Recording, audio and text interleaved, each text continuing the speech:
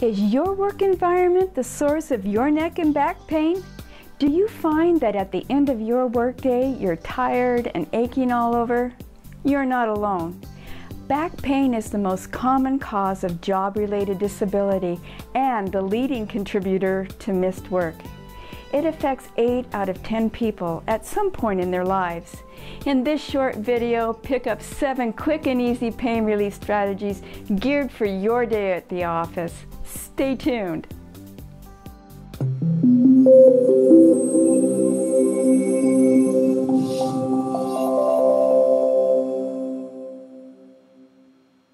The number one culprit of muscle pain at work is lack of mobility. Staying in any position too long, even if it's comfortable, can be problematic for muscles. Being immobile hampers proper circulation, which can lead to muscle cramping, stiffness, and the onset of pain. Unfortunately, many jobs are static by nature, with sitting at a desk job being at the top of the list. You may believe that when the muscles are inactive, that your job is easy on your body since you're not straining anything. In fact, it's this inactivity that develops into subtle physical strain, which you're unable to recognize as being the cause of your aches and pains at your desk.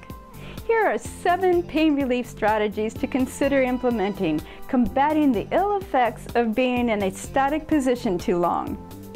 Strategy number 1 is to move. Make opportunities to get up and move at least every hour.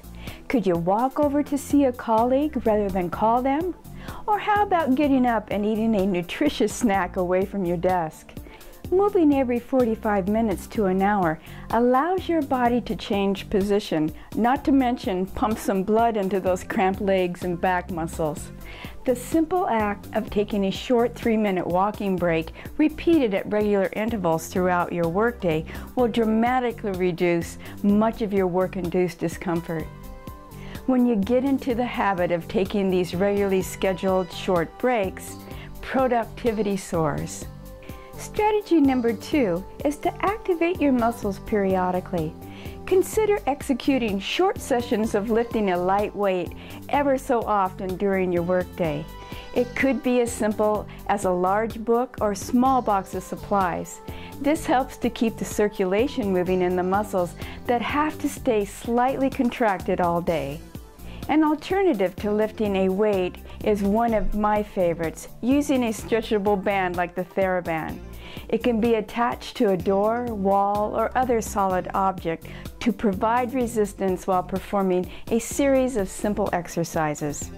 Focus on activating those muscle groups in the upper body, as they tend to have fewer opportunities to be activated than the legs. Strategy number 3 is to stretch out the hips. After sitting for long periods of time, try taking long strides, or stretch your thigh and hip by lifting and pulling your heel up to your buttocks while gently pushing your hip forward. This helps stretch out your hip flexors. When you look down into your lap, the hip flexors are those leg muscles in your lap that shorten when in a seated position.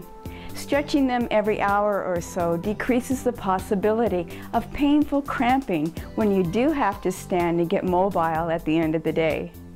Also consider doing some other leg stretches for the back of the leg and the lower back. Stretching regularly throughout the day will reduce many of your work-related aches and pains. Strategy number 4 is to self-massage. When you do feel a muscle cramp or tension coming on, stop and take a moment to do some self-massage on the affected area. Gentle massage that elongates any contracted muscle helps to release any painful contractions. Use slow, deliberate strokes with your fingertips or hand.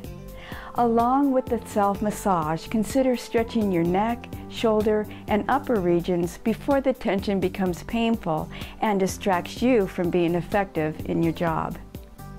Strategy number 5 is to relax. Start tuning into how tense your body is while working. When you notice which muscle groups are tense, you can selectively relax those groups that aren't actually being used for the task. For example, If you're typing at the keyboard and find that your back muscles are tense, focus on breathing and feeling the tension melt away in your back. There's almost always a calmer, more efficient way to do things if you just stop to think about it. By being mindful or aware of how your body is holding up through the course of the day, allows you to be proactive in coming up with an appropriate stress-reducing option. Strategy number 6 is to hydrate. Ensure that you're hydrating constantly throughout the day so as to flush out toxins and keep your essential bodily systems operating efficiently. Shoot for an 8-ounce glass of water every hour. Yes, you may need to head to the powder room more frequently.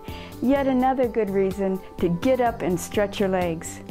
Consider keeping a water bottle close at hand, thus making it easier to sip throughout the day. Unfortunately, many of us are chronically dehydrated, which has us feeling more aches and pains. This simple change could prove to be the most effective pain relief solution for you.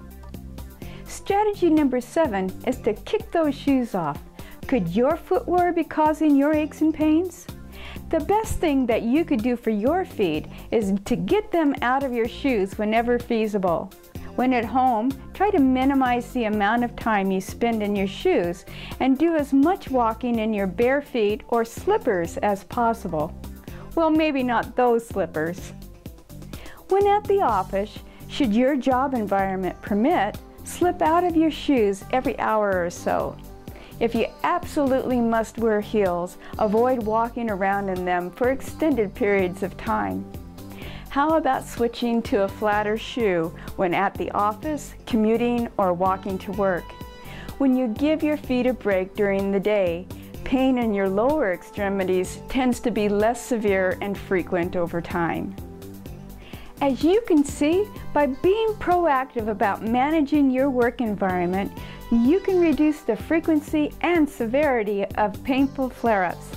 Now it's up to you to take action and start living life on your terms. Start implementing some of these pain relief solutions today.